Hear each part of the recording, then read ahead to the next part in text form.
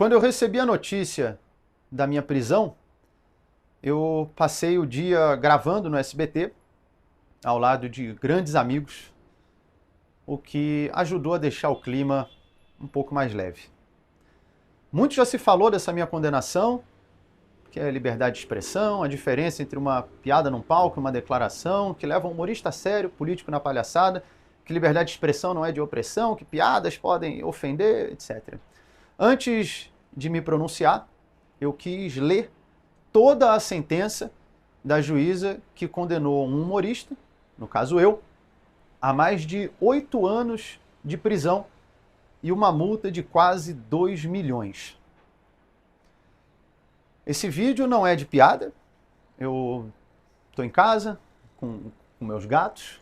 Aqui é a pessoa Leonardo de Lima Borges Lins e não o comediante Léo Lins, uma persona cômica criada ao longo de anos, que faz piadas ácidas, críticas e que sabe que nem todas as piadas são para todas as pessoas. Talvez nem todos saibam, mas o humorista num palco interpreta um personagem, uma persona cômica. Na construção do texto, nós utilizamos figuras de linguagem, hipérbole, metáfora, ironia, numa licença estética e, portanto, uma análise literal desse texto não se aplica na estrutura do cômico. Isso não é uma opinião minha, isso é um dos conceitos de humor, segundo o autor Simon Critickley, um autor com diversas obras a respeito da comédia e um nome respeitado na área nos Estados Unidos e no mundo. Por que eu estou citando isso? Porque é de se esperar que uma sentença pesada como essa tenha um embasamento teórico igualmente profundo. Sabe qual foi um dos embasamentos teóricos da juíza que me condenou a mais de 8 anos de cadeia? A Wikipedia. E isso não é uma piada. Você imagine um inocente acusado de homicídio, a juíza fala, você matou?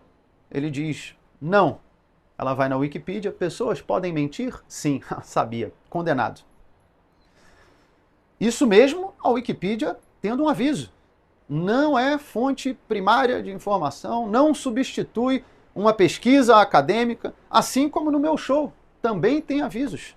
Show de humor, apresentação de stand-up comedy, obra teatral, ficção. Você está entrando em um teatro, está em um canal do humorista Léo Lins. Mas parece que as pessoas perderam a capacidade de interpretar o óbvio. Estamos vivendo uma das maiores epidemias dos últimos tempos, a da cegueira racional. Os julgamentos são feitos puramente baseados em emoção e ninguém quer mais ouvir o próximo, quer no máximo convencê-lo da sua própria verdade. Isso pode trazer consequência para qualquer pessoa, mas no caso de um juiz, de uma juíza, pode trazer consequências gravíssimas. Eu vou citar alguns trechos da minha sentença e eu deixo para que vocês façam o julgamento por si só. Em um certo momento, a juíza fala, apesar de haver texto, edição, cenário, figurino e estar em um palco, parece-nos não se tratar de um personagem, e sim da pessoa a proferir discursos.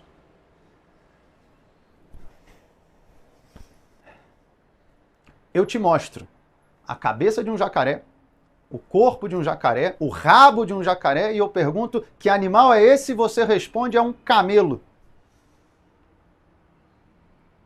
Aí não adianta mais argumentar. Não importa o que eu fale ou o que eu mostre, você já decidiu antes de olhar. Em um outro trecho, ela fala, e por mais que tenha acontecido em um teatro, ao ir para o YouTube, saiu do teatro. Então, a partir de agora, se eu assistir um filme de romance, eu posso processar os atores do filme por atentado ao pudor, porque a cena romântica entre o casal não aconteceu mais no estúdio do cinema, e sim aqui na sala da minha casa. Isso é de uma limitação cognitiva grave e preocupante. E em outra passagem ela fala: mesmo que fosse um personagem, ainda assim há crime. Aí acabou. Porque se um personagem pode cometer um crime, agora dá para prender a atriz que faz a vilã da novela, o ator que faz o vilão no filme, numa série. Eu espero que os humoristas, que a classe artística, que as pessoas em geral entendam a gravidade de uma sentença como essa. Eu sei que muitos estão indignados com a minha condenação, alguns estão felizes, porque é isso que virou a nossa sociedade. Um coliseu romano onde cada grupo vibra quando um suposto adversário, às vezes nem é, cai ou é empurrado aos leões. E enquanto a plebe se mata, os imperadores assistem do camarote, invioláveis e intocáveis. Para que rumo está indo a nossa sociedade? Os valores estão sendo invertidos, um olhar vira um estupro, uma piada, um discurso de ódio, e a corrupção vira o padrão. A gente acostumou tanto com desvios de caráter que, quando estamos diante de uma virtude, ela vira digna de elogio. Não, esse prefeito é muito bom, esse aí nunca roubou, nunca se envolveu em corrupção. Mas isso era para ser a regra, não a exceção. Como é que a gente chegou aqui?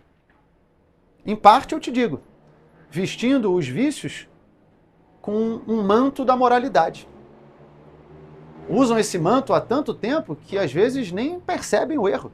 Durante o meu julgamento, em certo momento, o promotor de justiça me pergunta: você já parou para considerar que essas pessoas que estão aqui falando a seu favor, negros, gays, pessoas com deficiência, já parou para pensar que eles podem ser uma minoria dentro da minoria?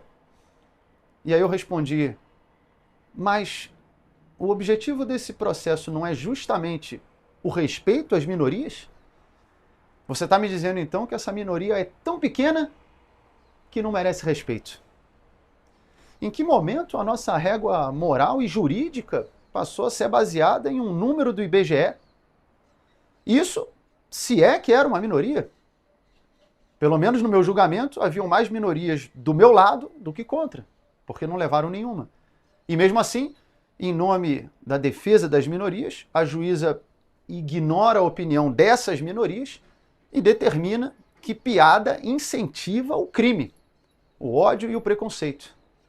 Provavelmente, então, essas pessoas envolvidas no desvio de bilhões do INSS, coitados, às vezes eles só ouviram muitas piadas de idoso ou piadas de corrupção, e aí estavam rindo, quando viram, roubaram. A culpa não é deles, a culpa é do riso. Aliás, criticam também pessoas que riem de determinadas piadas. Como é que pode rir disso? Olha, diferentes pessoas têm diferentes sensos de humor. Mas não, como é que está rindo? Por que está rindo? Quando a gente ri, nós liberamos endorfina, dopamina, neurotransmissores que fazem você se sentir bem. Eu não vejo problema nisso. Eu acho mais problemático quando, ao ouvir uma piada, a pessoa, ao invés de rir, reage com ódio. Como fizeram na França, ao invadir o prédio dos cartunistas e metralharam todos. Como fizeram no Afeganistão, onde sequestraram e executaram um comediante por causa de piada. Ou até em violências menores, como no caso do Will Smith, que deu um tapa na cara do comediante Chris Rock. Situação semelhante eu vivi aqui em São Paulo, parado na rua, tomei um soco na cabeça pelas costas. Tem vários exemplos de agressão de pessoas que se irritam com a piada, mas não que riem com a piada. E ainda assim invertem essa lógica para fazer parecer que as pessoas que riem de determinadas piadas têm grande chance de cometer atos de ódio e de preconceito. Eu não vou ser hipócrita. Você pode falar, pô, mas então você quer afirmar que jamais alguém pode ouvir uma piada e ter uma atitude de agressão física ou psicológica Eu não tenho como afirmar, mas se a pessoa fizer isso, que ela responda pelo crime que ela cometeu. Eu não posso jogar Street Fighter, agredir alguém e colocar a culpa no japonês que fez o jogo. Fazer isso e proibir o jogo vai impedir milhões de pessoas de se divertirem por causa de um idiota. E é isso que nós estamos fazendo, nivelando a sociedade pelo idiota. Concordar com sentenças como essa é assinar um atestado que nós somos adultos infantiloides, sem a menor capacidade de discernir o que é bom ou ruim para nós, e precisamos de um Estado falando do que você pode rir, o que você pode ouvir, o que você vai poder comer, o que você pode falar e até um dia o que você pode pensar.